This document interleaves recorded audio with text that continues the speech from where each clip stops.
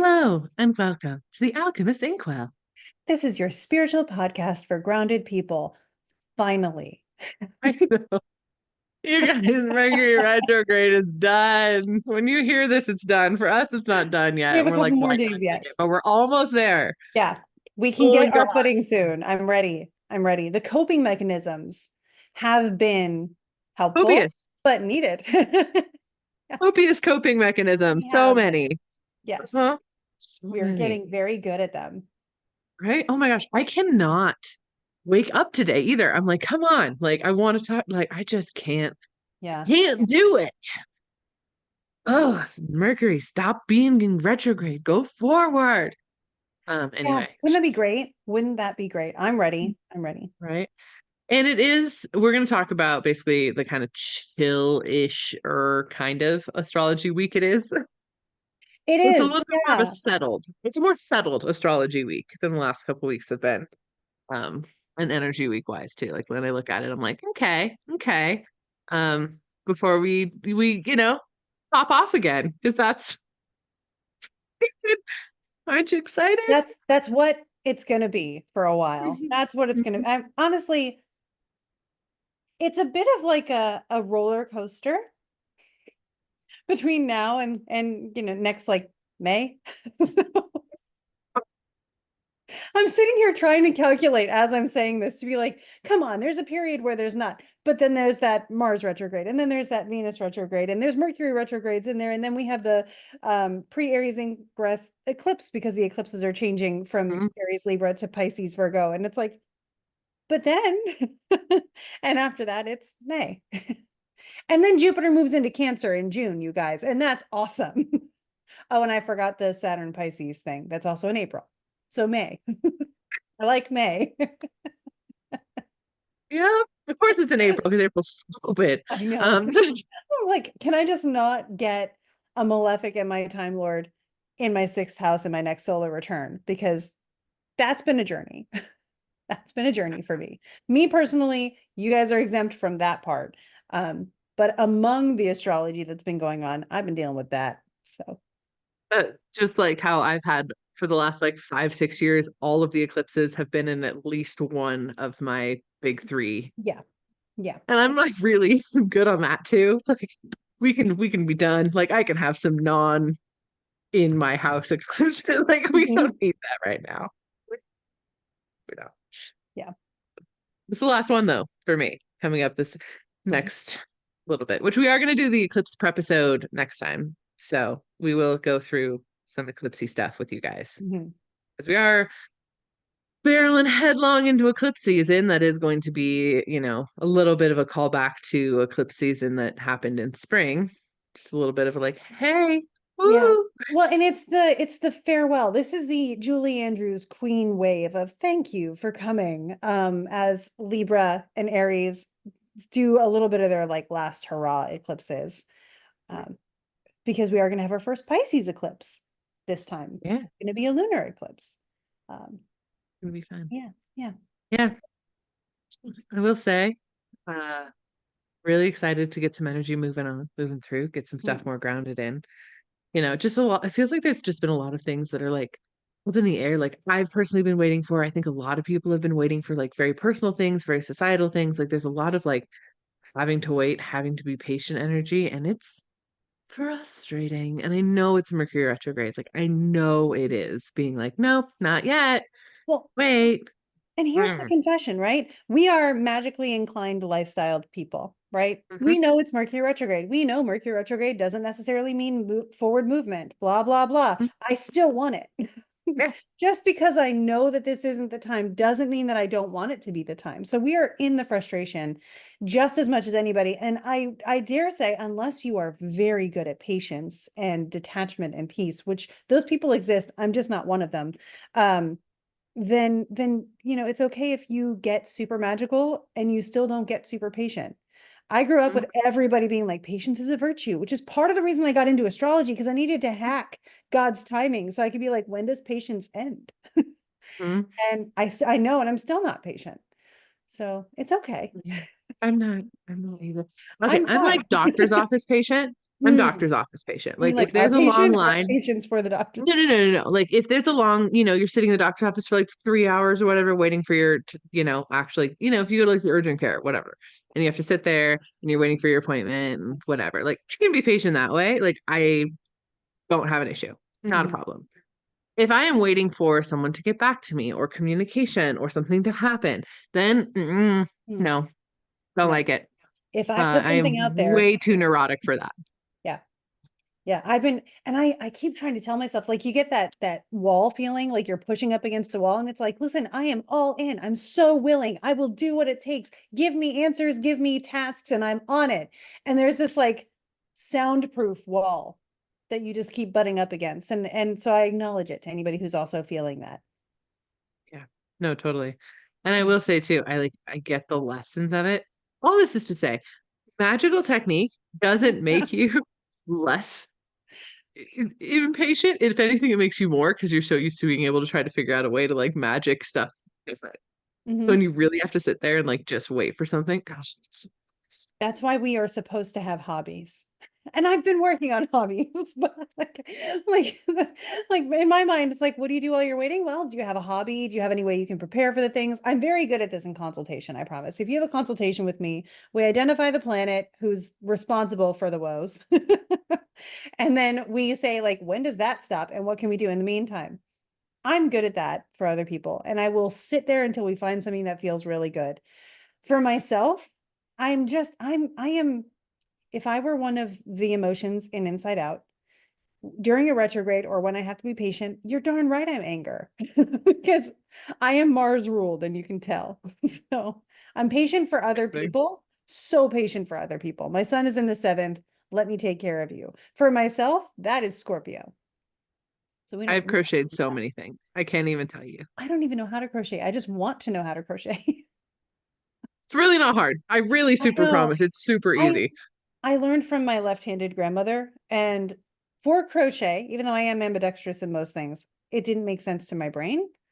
It So wouldn't. yeah. It would. That makes sense, though, that Mhm. it wouldn't make sense. But it seriously, the whole house is covered in yarn. That's amazing. Well, that's how I cope. Like listening to books, like crocheting, like a mad Right. person. It's fine. I did go to the Ren Fair yesterday, though. That was super That's fun. fun. So it Yeah. was our last day of summer vacation. Today, my kids started school. And it was really cool. I will say just a couple fun, like magical takeaways from the Ren Fair. First of all, it was our first Ren Fair up here since like 2018. We used to have a really, really Oh. popular Ren Fair called the Valhalla Ren Fair, which was like in this campground, which is also called Valhalla. And it was like kind of by the water and it was right next to the corral. So there was like very good jousting and all sorts of different stuff. And then it went away because they paved that campground and they cut down a bunch of trees. And so they wouldn't give them permits anymore to do it. And so it's been gone since 2018, I think. They And it paved it finally right came back at a behind the different campground. campground in town. This campground's also not paved, it's dirt roads, it's like the total vibe. So we were really excited to go. And that was just like neat to like go back to that because it is the most medieval feeling Renaissance fair Mm. ever. It's not at like some fairgrounds, like it's in the mountains, in the trees, in the dust, and it's cool. It's like totally a village vibe. So that was super fun just to go and do that too. But since it's been so long, I think it was in my I had did the last time I went wasn't even 2018. I think it was 20, oh God, 16, I guess, Mm. maybe. Um, the kids were so little, all three of them were in a wagon. And now my daughter started high school today. So just to give you perspective, on how little they were. So it was a long time ago. It was Mhm. before Boris had found me to be my guide. So we're walking around the Ren Fair yesterday, and I feel him. He's just like kind of looking at stuff, I'm like looking at stuff, I'm like looking at stuff. And finally he goes, "You like really like dragons here." Have you have you asked him about Arthurian lore? Yeah, well, I've worked with Arthur a little bit, so like Yeah. I've delved into that like pretty deeply, Mhm. as far as Arthurian lore goes. But he just was like very like, "What the fuck is this? Yeah, I can imagine that's weird. What are you doing in the forest?" And there's a lot of dragons. Oh, It was great. And there was a lot of like kind of forest spirits, kind of mischievous ones that were around too, because they're very magnetized to that. And oh yeah. it was very interesting to walk around there. But thought that was so hilarious. I got a kick out of it. New bud. Right. Uh, Just from the outside perspective, like if you were your species was famous, like that's mhm. a weird thing, like that is odd. Yep. Yeah, that checks. That's an interesting thing. Uh, Yeah. What? I was trying to remind myself what we're talking about today. Amazing. We're going to talk about the astrology of the Of next Mercury week direct or and so. oh, and so And here's it's a the other bookend. thing. Yeah, it is because I was like, I know it's a bookend, and we were talking about how calm the week is. And then my brain was like, it's calm. And I'm like, but don't get too calm. You have work to do. So, and now I'm losing my voice for no reason whatsoever. Oh, But the other funky. thing that is happening this week, which I think you'll like, is Venus is going into Libra, which is your rising Yay. sign, and the ruler of your rising sign is coming into it. And finally, for like once, okay, Venus is coming into Libra. Mercury's not coming up behind her to go retrograde. And like, I feel like Venus hasn't had peace and quiet in her own signs for like a decade. No, she's real grumpy about it too. The last Oh, like couple yeah. years, whenever I tapped into her, it's just like, Yeah. leave me alone. I'm like, oh God, I'm so sick. I mean, like I do the skits every week, right? And I'm always like, Hmm. "Hey, how you doing? You're going into Libra, yay!" And she's like, "Yay, yeah, yay! Do you see what's happening in Taurus?" And I'm like, "Oh, Uranus is about to station retrograde there, but that's okay. Like, it's fine. You can't even see it, and that's worse apparently." So, you know, but the good news is you can't even see it. Like the whole thing is just like, how do we just let the mess happen? And you're going to get back into Taurus eventually. And she's like, I retrograde first, and that's not fair. And I'm like, I know. So literally the conversations you see in the skits are the conversations I have and I script them. But she's and she and I don't have that great of a relationship anyway. If you look at Venus in my chart, we're not biffles. So I'm always just like trying to like calm her down. And I never know if that's just my relationship with Venus or if that's how she's been. I try to be compassionate, but truly, like she's had it rough. Hmm. Um, and so she's coming into Libra and nobody else is in there right now. It's great. She has to trine Pluto first thing, as everybody does. I think because Pluto goes into Capricorn on the 1st. So she goes into Libra on the 29th, trines Pluto, and then Pluto, moves right along back into Capricorn one last time on the same day that Uranus goes retrograde. So she's got the sign to herself though. And I think that's quite nice. And like she's gonna have a trine from Jupiter there. Eventually Mars moves into Cancer. So it'll be a square by that point. But they're separating, so it's okay. I'm Just trust personally me. stoked. Yeah. I think I'm so stoked. it's gonna be an improvement, is because poor Venus, like she comes from Virgo where she's in fall into Libra where she gets to have domicile. So it's like imagine having the most Monday type Friday you've ever had in customer service, and then you get to go home for the weekend. That's that's the vibe. Ew. Mhm. Ew. Yeah. Yeah. Mercury, meanwhile, halfway through September is going to have the best time. And I don't even think it's halfway through September. Mercury goes back into Virgo, where actually is a good thing for Mercury on the 9th. And I'm looking at some talisman opportunities there. So I'm going to be doing a Yeah. Venus talisman too for Hani and for Yuki. Yay. They Love both, those. I think, are also Libra rising like you. Really? Mhm. So Honey and I have two of our big three in common? That's wild. I know Libra was important for Hani. Yeah. Without pulling up his chart and like going into personal details.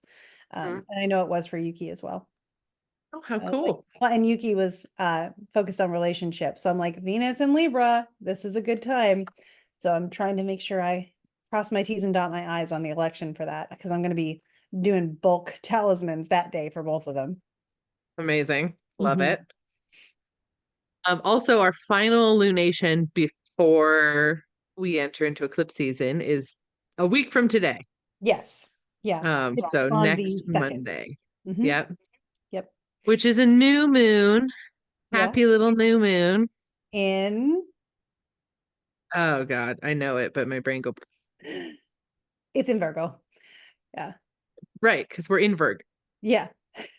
I know it. I know it. But my brain is not. I told you I'm tired, Krista. Listen, I've got it on the screen in front of me too, because like I know all these things, but when I try to put it off in like on the podcast or when I'm Yeah. teaching or something like that, we need our notes. So Well, and the most ridiculous thing about it is we just talked about it. I said it out loud like less than 10 minutes ago. it So I'm doesn't like, yeah, I matter. know. And then my brain's like, do you? I thought I did. You're feeling Thanks, that brain. Venus and Virgo right now. We really need to get you to Thursday. Yeah, I know. I'm ready.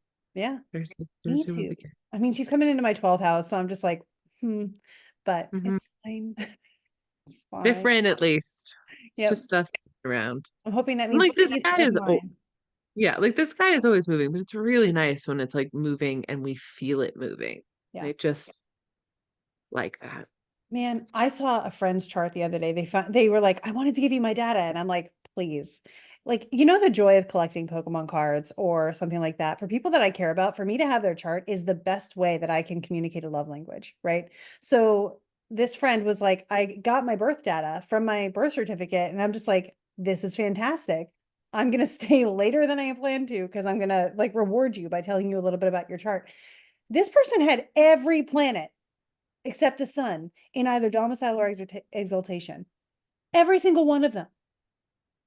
And I looked at them, I'm like, and I know they definitely had hardships in life and there was a lot of stuff going on and the aspects weren't perfect, but like to have a relationship with each planet where they're at home or celebrated and so they have what they need to show up for you, I can't even fathom. I'm so comfortable. It sounds, I mean, again, this person did not have like a super simple life or anything like that. They have trials, they Oh. have Hmm. experiences. But to just know that like the sky has this person's back, Hmm. that's cool. Yeah. That's really cool. It was the Good first for time I them. think I've seen a chart like that. Yeah. Congrats. Yeah. Yep. Some So, special stuff had to conspire for that to happen. Like that's right. And it was 1990. They were born the year I was born. I'm like, I missed the boat. How? So, you know, you look at your chart, you're like, why? you guys, we were this close. Pluto, no. Meanwhile, I get a reading from an astrologer that I highly respect last week. And I said, just tell it to me like an astrologer to an astrologer, not astrologer to client. And he was like, well, I showed him the timing I found. For anybody who doesn't know, I found the day that I'm going to stay dead. I found, one of the timing techniques shows a hard stop. Um, thanks, phone. I don't know if you heard it, but my phone went off after I said hard stop. And I showed it to him and I was like, what do you think about this? Because peer review is important, right? And he was like, yeah, if you survive that, you're immortal. And I was like, yeah, yeah. And I don't think I am, but we'll find out. Um, so When you're it, 70. well, yeah, no, I get so much more time than we thought I did. So it's actually a celebration, which is, Hmm. yeah, and I'm chill with it because Scorpio everything. So Huge win. yeah, yeah, huge Oh, win. It's really good. anyway, Virgo, new moon, right? We're Yeah. focused. Oh my We have so gosh. much focus, Sorry so about that. much Oops. dedication. Yeah. So Mercury goes direct on the 28th. Mark it in your calendars. Celebrate on Mercury Day, no less. Mercury I goes direct. know. So I like that for Mercury. Then Venus, the very next day on Jupiter's day, goes into Libra. Mhm. And so that's lovely. And then there aren't any personal transits until the new moon in Virgo. New moon in Virgo is fine. Like I've looked at it. There's not a ton that I'm concerned about. Um, and I will be posting a video on it over the weekend, so you'll be able to get details on that from like YouTube or something. And because I'm so organized when it comes to social media, you guys, I promise. And to Charlie, thank you for everything you do because you are the one who keeps me organized for social media, and I am so grateful. But yeah, there will be a video on that. And yeah, we're gonna have 2 solid weeks of not having to be in eclipse season before eclipse season sets in. So that's what I'm focused on. Yeah, when I look at the energy of the new moon, honestly, to me, it feels a little bit like a bubble bath. Like you're not necessarily doing a ton, but you're feeling a lot better. Um, like it's the effort is in making it, and then you get to get in it and just chill. And like it feels like a little bit in that way of That's how I would say manifest is like Mhm. pick up your manifestations, but manifest that they just happen. Like manifest that just the steps are there for you, that they're Yep. taken care of, that your path is there. So it's less of a like definitely dream big during this one. It's your last manifestation time before we let the universe manifest for us during eclipse season. Um, but just pick stuff where you're like, I want my path to this to be just laid out for me. Like just Mhm. like not saying you don't have to do action, you still will, but just Yeah. let it be simple, let it be one step, two step, three step. Yeah. Let's It feels go. like delegating the manifesting like menial tasks to your guides. A little Be the bit, yeah. manager of your manifestation. Yeah, like to the point of being like, hey, I want this manifestation, and not necessarily like wish on a star level, but just being like, I want this thing, Mhm. please. Like, what I'm manifesting is my path to this thing being Mhm. clear and direct. Like, Yeah. that's what you're manifesting. Yeah. Less of Yeah. the specific thing. Like, definitely think about what it is, so you know what you're doing, and more of being like, guys, this is what I want. Give Mhm. me this path, please. Yeah. Like, here's the goal. How are we going to get there? Let's make this happen. Yeah. Good. Mm, Great. yeah. That's what it looks like to me anyway when I look at it. Mhm. I'm like, okay. No, that checks. I'm looking at the chart for it now, and that checks pretty well with what I'm seeing. Um, so Yeah. yeah. Yeah. It just feels like it's a good time. It's a good time for that. And Yeah. honestly, like always before eclipse season, it's a really good idea anyway to like with that new moon to manifest big. Like just go for it. Like the Mhm. universe is about to move a bunch of pieces around for you. So if you're like, there's this big thing that I want and I really want to manifest it in, or maybe you have been manifesting it in, but it's like just time to renew or re-up that, like do it. That's a good time. Rock on. Manifest those things. Um, the sky is there for you to Yeah. do so. The energy is open for you to do so. This week, like breathe, rest. Ugh, as I yawn. Damn, wake up. Breathe, breathe, rest. Take some time to like this is a good journaling week. This is a good reading week. This is a good playing happy cozy video games week. Like it's a really nice, just kind of like digesting. Hey, we just went through a lot of energy. Ooh, what did I change about myself during this Mercury retrograde time? Like, what did I change in the last like 3 months? Like, just kind of digesting that space, especially because we are moving into a more fall where we're like reaping the harvest type of space. I mean, we still have a couple weeks on that, thank goodness, but still, we are moving towards that. So it's a little bit of like, oh, how have I shifted? How have I changed? And taking the time this week when things aren't screaming at you from the stars is a good idea. I need a t-shirt. How are you? The stars are screaming. Uh, yeah, they do Yeah, that. they do. They're loud Mhm. sometimes, often, Yeah, they are loud oftentimes. and not subtle. If you're watching on the YouTube, I just have to point out Krista is wearing the shirt that they got when we were in Tokyo Disneyland, or actually Disney Sea, I mean, and Disney. it is so cool. It has wings on the back, Hang on, and I'm gonna I know try you to can't show see. you. Okay. Oh, They glow Tinkerbell. in the dark. Did you know this? They glow No, in I did the not know dark. this. Yes. I wore them on the plane home, and when they turned the lights out on the plane, Dan was like, "Oh my gosh." Yeah. Well, that's amazing. I Yeah. love that. So it's like extra cool, but yeah, it makes me happy because I get to wear wings without knocking stuff over. Right. Hmm. I wore a ridiculously long cloak because it was the only one I have, and it was so obscenely long to the rent for yesterday, and it's just weapons. I was like, well, this is what we're doing. I don't know. Oh, it was great.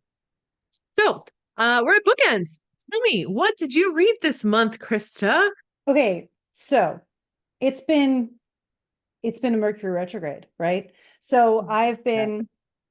I've been reading a very long trilogy, the Infinity King saga by Adam Silvera, which Oh, mm-hmm. I read the first book and I was like, well, I know where this is headed, but it's fun enough that I'm willing to go there even though I know what's going to happen. And even though like one character who was designed to completely infuriated me, every step of the way you could see like hints of something more happening there. So the characters are deep, they're well developed even though they have Nice. major flaws. um the world is really cool. Constellations kind of help people have abilities in one sense. It's a very background thing because it's such like a common knowledge thing in their world. Politics is huge. So it's very magical realism, urban dystopian kind of thing. It's really Mm-hmm. cool. Almost done with it. Enjoyed it. Would recommend it. Um, I also read, I don't know if this was last month's bookend or not. Gwen and Art Are Not in Love. It was fine. Um, Yeah. yeah, it was good. I recommend it if you're looking for like a cozy read. It was pretty good. Broke some tropes, which I liked. And then the other thing I've been reading is my own book, Tear Down the Sky, Yeah. because I'm about halfway through the second draft of it. And this book is, it may have a map like some fantasy books do, but it's definitely going to have a chart. There's an astrology chart that kind of unfolds throughout the book, and you're going to be able to watch the chart the way the characters are unfolding it, and it's not complicated. You could read the book and not look at the chart ever, and it would still be fine. Um, Mm. but if you wanted to, you can learn how to read the chart from the book too. So cool. I was so impressed when I realized that was what was happening, because I very much channeled the book a couple years ago. And so I'm Mm-hmm. reading it and I'm like, "Oh, is that what we were doing? Well, I got the terminology wrong there, but I see what was going on." And I'm now like, I'm even going to have like a little works cited page to let you know which source texts I'm referring to with which little nuancy things. So if you wanted to, you could learn astrology from it, but you don't have to. I'm very, So cool. very That's stoked gonna to see go how it so comes well. out. Yeah. Yeah. Oh, that's so Yeah. cool. I'm Thank so proud of you. That's thank amazing. you. It feels No, fun. it's yeah, that's incredibly, incredibly neat. I love that. Yeah. No other books do that. I'll tell you that much. Yeah, not right now anyway. So stay tuned. Hopefully Right? it will get all the support it needs to make it to you sometime. Your phone also went off when I said I that. Just gonna know. say. I like that. Yeah. Mhm. Oh, awesome. Um, I finished. Okay, what did I read this month? I finished. It's such a Mercury retrograde reading month too. I know. I finished A Spear Cuts Through Water. It's phenomenal. It is What a incredibly, book to incredible. read during Mercury retrograde. Sorry. No, honestly, so it is written. So you know you're in a dream. You go into that's like the first chapter is introducing you to the inverted theater, which is a place the moon and the water created together to take dreamers to tell stories of the world, basically. And so Mhm. you know you're in a dream and you know you're going to this and you're following this main character. And then the rest of the book is written the way it feels to dream. And I don't know how else to explain it other than that, because it's literally like when you're dreaming, something's happening and sometimes you're the one doing it and sometimes you're seeing it from a third party like outside vibe, and then sometimes you have other information from like your real life that kind of feeds in and like flavors the background of it, but you're still kind of like in the dream space, right? That's how it's written, and I can't even describe it. It's written so well. It's very unique. I have not read perspective on this before. I will say it's one of those books that when I finished I was like, how the fuck did they pitch this? Because like Great. it's so unexplainable like on a very, very, very basic level. Two warriors are tasked with taking a runaway princess from one side of the country to the other. That is the basic, basic, basic, basic level. That is bullshit because it's so not actually what it is, but it is kind of what it is. It's a love story. It's really, really good. I highly recommend it. I think it's based on Filipino myth, I think. I'm not 100% sure on that one, so don't quote me, but it's really cool. It's very, very good. I will say it's on par as far as the weirdness goes with Light from Uncommon Stars, which is one of my all-time favorite books ever. I love Light from Uncommon Stars. And so the weirdness in writing and perspective, which Light from Uncommon Stars also does really, really, really well, is on par with it. So I honestly I really recommend it. I would say it's probably like a 4.5 out of 5 stars for me. It's a very good book. It's not like my favorite by any means. It didn't do anything like super deep for me, but I immediately told Weston he should read it and he's already like halfway through. It's Wow. just good. It is long, but it's good. And it's a standalone. And it just Cool. is like one of those reminders of like, I don't know, life is good. Like it's good to have a life and be here. And we chose to incarnate here and it's a good thing. Mhm. It's really cool. And the mythology and the creatures and the societies they go through are all so unique. I've never read any books with stuff like that before. So highly recommend it. Highly recommend it. That one was really good. Then I read The Spell Shop I've by been seeing that one on my suggesteds. yeah, it was a book. That's kind of how I felt about Gwen and Art. Like, okay, here's the thing. Who's it by? My God.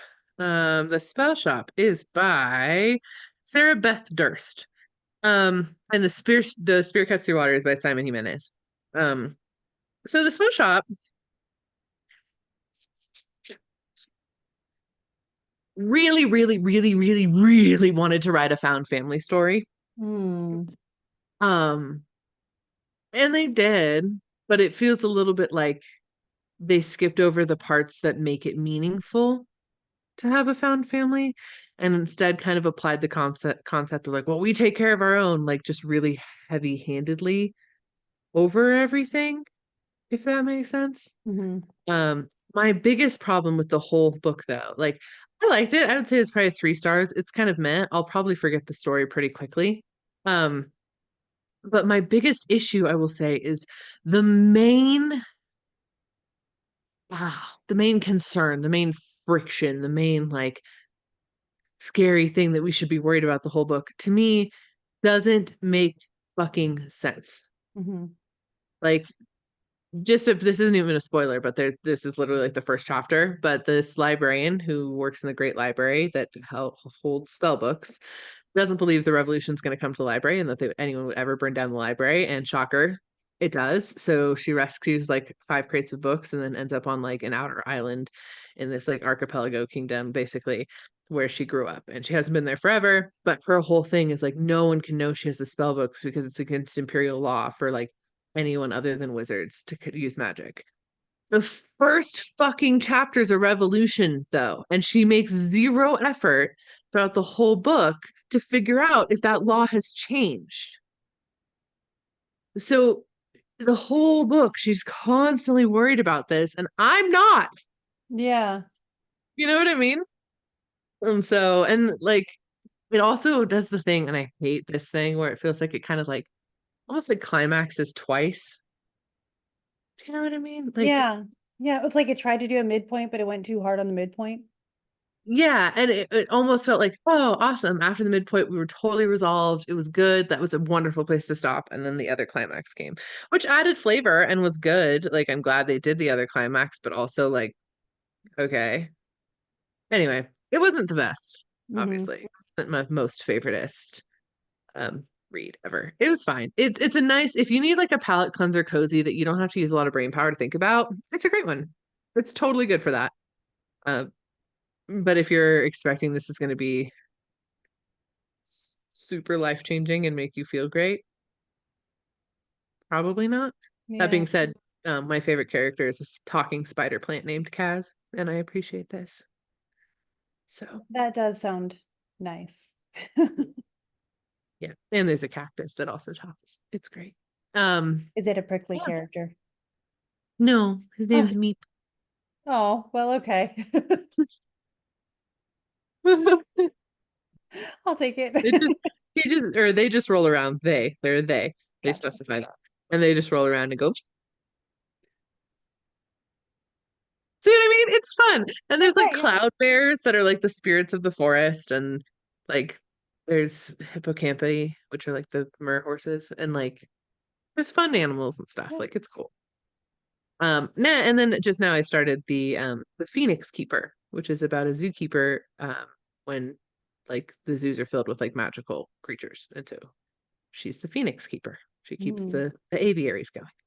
So so far so good. But yeah, that's what I read. And then I read a lot of queries because I've been sending queries. Side note, if any of you have a literary agent friend and you're like, oh my gosh, I'd love to read the book. You should read this too, literary agent friend. Please let me know. Like I will take any literary agent referrals at this point in time because Mercury Retrograde's been making me wait for responses for queries. If anyone who doesn't know the way the publishing process works, if you're like, what the fuck is a query? Basically, Basically what you Mercury do, retrograde in action. right? It's just the worst. So basically, what you do is you write a query letter, which is essentially like a 3 to 4 paragraph letter, selling your book, basically, and yourself. Not gonna lie, like a little bit yourself.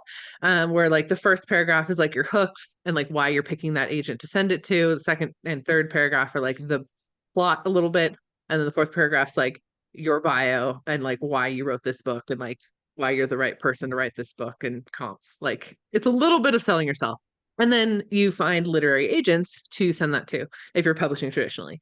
So you then find literary agents that are looking for the type of book that you wrote that you think would be interested in your work, not just anybody.